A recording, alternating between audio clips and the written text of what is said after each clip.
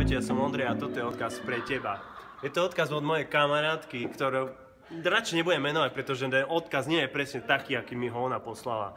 A ten odkaz je pre všetky bývalé frajerky, respektíve bývalé manželky svojich bývalých frajerov, respektíve svojich bývalých manželov, respektíve bývalých manželov svojich bývalých manželiek a bývalých frajerov svojich bývalých frajeriek.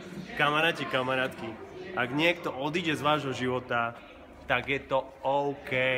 Nehnevajte sa na tých ľudí, hej? Aj vaša duša sa vyvíja, aj ich duša sa vyvíja. Vy potrebujete ísť v živote ďalej. Vy potrebujete začať znova dýchať, tak aby vaše srdce sa rozbušilo, aby začalo spievať tú pieseň života. Pretože vaše srdce ešte stále bije, tak nepremrhajte tento moment.